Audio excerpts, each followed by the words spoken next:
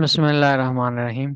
اسم الفاعل، یہاں سے ہم ثنا رحمۃ اللہ علیہ اسماء عاملہ میں سے دوسرے اسم فاعل کو بیان فرما رہے ہیں۔ ما اشتق من فعل لمن قام به بمعنى الحدوث، یہ اسم فاعل کی تعریف کی ہے کہ اسم فاعل وہ اسم ہے جس کو فعل سے مراد یہاں مصدر ہے، جس کو مصدر سے بنایا جاتا ہے اور ایسی ذات پر دلالت کرتا ہے کہ جس میں مصدری معنی پایا جاتا ہو بمعنى الحدوث، بطور حدوث کے۔ حدوث کا مطلب یہ ہے کہ کبھی پایا گیا پھر ختم ہو گیا، پھر پایا گیا پھر ختم ہو گیا۔ اور ثبوت کا معنی یہ ہوتا ہے، آگے صفت مشبہ کی بیس میں آئے گا کہ ایک مرتبہ پایا گیا تو پھر مستقل رہے گا۔ تو اس میں فاعل وہ اسم ہے کہ جس کو مصدر سے بنایا جاتا ہے اور ایسی ذات پر دلالت کر رہا ہے جس میں مصدری معنی بطور حدوث پایا جاتا ہو، کبھی ختم ہو جائے کبھی پایا جائے۔ ما اشتق من فعل، جس کو مصدر سے بنایا جائے، لمن قام به، اور اس ذات پر دلالت کر رہا ہے جس میں مصدری معنی پایا جائے بمن حدوث کے طور پر۔ وصیغۃ من الثلاثی المجرد علی فاعل، مصنف رحمۃ اللہ فرماتے ہیں ثلاثی مجرد کے صیغے، ثلاثی مجرد کے ابواب کا اسم فاعل وہ فاعلن کے وزن پر آتا ہے۔ جن ابواب سے اسم فاعل آتا ہے وہ فاعلن کے وزن پر آتا ہے۔ یہ فعل متعدی والے اس میں وہ ہے الفاظ آ جاتے ہیں ابواب، اور فعل لازمی کے وہ الفاظ جس میں حدوث والا معنی پایا جاتا ہے وہ بھی اس میں آ جاتے ہیں، اور فعل لازمی کے وہ ابواب جن میں ثبوت والا معنی ہوتا ہے وہ اس میں فاعل والے نہیں ہوتے، اس سے صفت مشبہ آتی ہے۔ تو ثلاثی مجرد سے جن باب سے اس میں فاعل آتا ہے تو وہ فاعلن کے وزن پر آتا ہے۔ ومن غیر ہی، اور ثلاثی مجرد کے علاوہ سے جو فاعل بنایا جاتا ہے اعلی صیغۃ المضارع، فعل مضارع کے وزن پر آتا ہے، لیکن تھوڑی سی اس میں تبدیلی کی جاتی ہے کہ حروف ہاتین کو حذف کر کے اس کی جگہ پر میم مضموم لگائی جاتی ہے، اور آخر سے ماقبل حرف میں اگر کسرہ نہ ہو تو کسرہ دی جاتی ہے۔ جیسے یضربو سے کیا نام ہے، یدخلو سے مدخلن، یدخلو سے مدخلن باب فعال میں، یدخلو سے مدخلن، یستغفر سے مستغفرن، یصرف سے مصرفن، یتصرف سے متصرفن، یکتسب سے مکتسبن، یہ سارے طریقے۔ ومن غیر ہی، ثلاث مجرد کے علاوہ علی صیغۃ المضارع، مضارع کے صیغے پر آتا ہے بمیم مضمومن، شروع میں میم مضموم لگائی جاتی ہے، وکسر ما قبل الآخر، اور ما قبل آخر کو اگر مکسور نہ ہو تو کسرہ دی جاتی ہے، جیسے مدخل مستغفر۔ ویعمل عمل فعلہ بشرط معنی الحال او الاستقبال والاعتماد علی صاحبہ او الحمزۃ او ما۔ مصنف رحمۃ اللہ فرماتے ہیں کہ اس میں فاعل اپنے فعل جیسا عمل کرتا ہے، یعنی اگر فعل لازمی ہو کا اس میں فاعل ہو تو صرف فاعل پر کو رفع دے گا، جیسے زید قائم ابو ہو، اور اگر فعل متعدی کا اس میں فاعل ہے تو فاعل کو رفع بھی دے گا اور مفعول کو نصب بھی دے گا، زید ضارب ابوہ عمران۔ اور اس کے لیے مصنف رحمۃ اللہ فرماتے ہیں کہ دو شرطیں ہیں۔ ایک شرط یہ ہے کہ اس میں فاعل حال یا استقبال کے معنی میں ہو، ماضی کے معنی میں نہ ہو۔ اس میں شرط میں امام کسائی کا اختلاف ہے، وہ آگے انشاءاللہ ان کی قول آگے آ رہا ہے کہ اس میں فاعل کے معنی، اس میں فاعل حال یا استقبال کے معنی میں ہو، ماضی کے معنی میں نہ ہو، اس لیے کہ پھر اس میں فاعل عمل کرتا ہے فعل مضارع کی مشابہت کی وجہ سے، ماضی کے ساتھ اس کی مشابہت نہیں ہوتی، اس لیے ماضی کے معنی میں عمل بھی نہیں کرتا۔ بشرط معنی الحال او الاستقبال، حال یا استقبال کے معنی میں۔ زید ضارب غلامہ الان، زید ضارب غلامہ غدن، والاعتماد علی صاحبی، اور دوسری شرط یہ ہے کہ اس میں فاعل نے اعتماد کیا ہو۔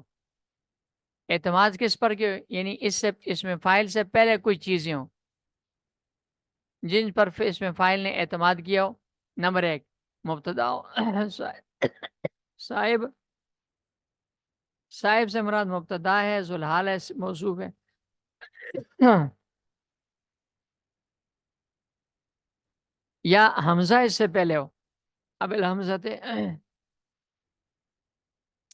حمزہ پر اعتماد کی اس سے پہلے حمزہ ہو. ازار بن زید. اور یا ما نافیہ ہو اس سے پہلے، جیسے ما قائم زید.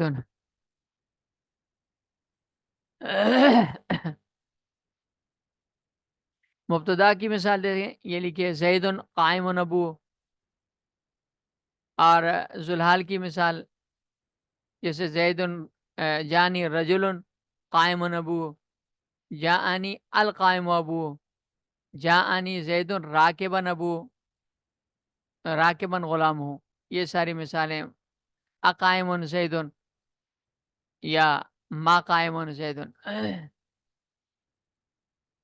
فَإِنْ كَانَ لِلْمَاضِي، اگر اس میں فاعل ماضی کے معنی میں ہو، تو چونکہ اس میں فاعل کی ماضی کے ساتھ مشابہت نہیں ہے، لہذا وہ فاعل والا امر نہیں کرے گا، بلکہ اس صورت میں یہ غیر عامل ہو جائے گا اور اس کی مابعد اسم کی طرف اضافت واجب ہو جائے گی، اضافت منوی، لفظی نہیں ہوگی، اس لیے کہ اس میں فاعل غیر عامل ہے. تو وجبت الاضافت معنن خلاف للکسائی، برخلاف امام کسائی کے. ماضی والے معنی میں نے عرض کیا تھا امام کسائی کا اختلاف ہے. امام کسائی رحمۃ اللہ علیہ کے نزدیک اس میں فاعل کے عمل کے لیے ماضی، حال یا استقبال کے معنی میں ہونا شرط نہیں ہے. مطلقاً علی الاطلاق ان کے نزدیک اس میں فاعل عمل کرتا ہے، خواہ وہ ماضی کے معنی میں ہو، حال کے معنی میں ہو یا استقبال کے معنی میں ہو. اس لیے ان کے نزدیک اس کی مابعد کی طرف اضافت معنوی نہیں ہوگی اور نہ اضافت واجب ہوگی. اضافت واجب ہوئی بھی تو معنوی نہیں ہوگی، لفظی ہوگی، خلافاً للکسائی، برخلاف امام کسائی کے. فَإِنْ كَانَ لَهُ مَعْمُولٌ آخَرُ فَبِفِعْلٍ مُقَدَّرٍ. امام کسائی رحمۃ اللہ علیہ اس عبارت سے استدلال کرتے ہیں، یہ زید الموتی عمرن درمن ام سے، کہ اس میں فاعل سے کے بعد ایک اسم ہو جس کی طرف اس میں فاعل مضاف ہو رہا ہو، اور اس کے بعد ایک دوسرا اسم ہو. تو امام کسائی رحمۃ اللہ علیہ فرماتے ہیں کہ یہ اس میں فاعل جو ہوگا یہ اس دوسرے اسم میں عمل کرے گا. تو اس کو مثال کو ذکر کر کے مصنف رحمۃ اللہ نے اس کو رد کیا ہے کہ اگر اس میں ایسی عبارت ہو کہ جس میں اس میں فاعل اپنے ماں بعد کی طرف مضاف ہو اور اس کے بعد اسم منصوب ہو، تو اس کی نسب اس میں فاعل کی وجہ سے نہیں ہوگی، بلکہ وہاں فعل مقدر ہوگا، اس فعل مقدر کی وجہ سے وہ اسم منصوب ہوگا.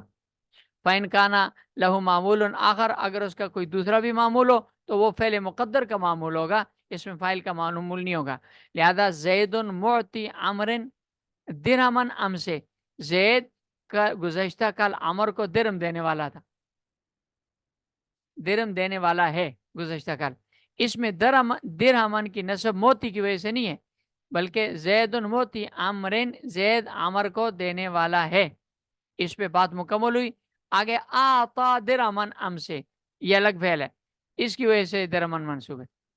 فَإِن دخلت اللام اس والجمیع، مصنف اللہ فرماتے ہیں کہ اگر اس میں فاعل پر الف لام آ جائے، یعنی الف لام سے مراد اس میں فاعل پر وہ موصول کا الف لام ہے،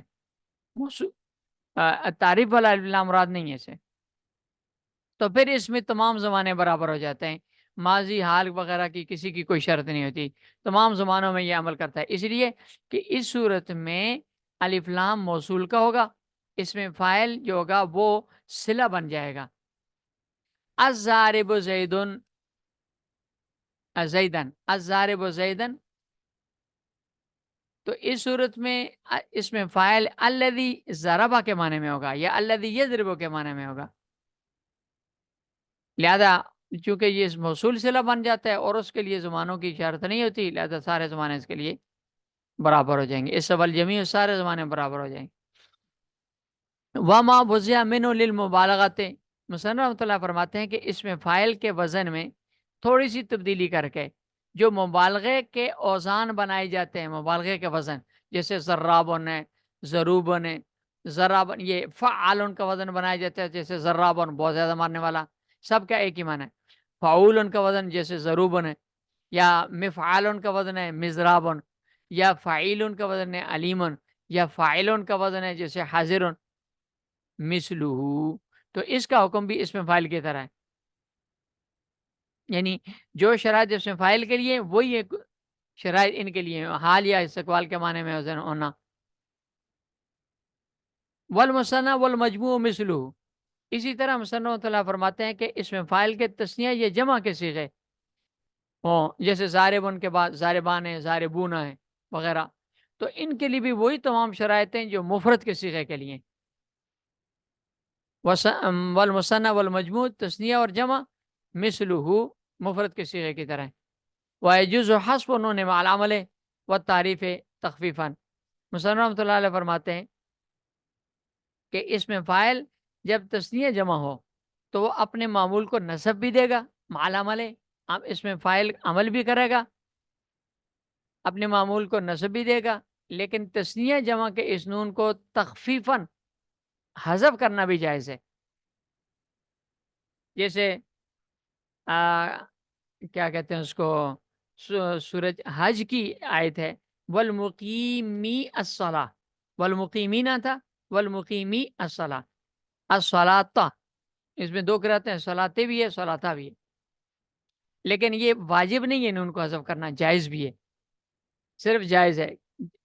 والمقیمی الصلاۃ بھی ہے، اور دوسری جگہ پر قرآن کریم میں والمقیمین الصلاۃ والموتون الزکاۃ والموفون بعہدہم، اس میں الف کیا کہتے ہیں، اس میں فاعل عمل بھی کر رہا ہے اور ساتھ ساتھ اس کا نون بھی برقرار ہے.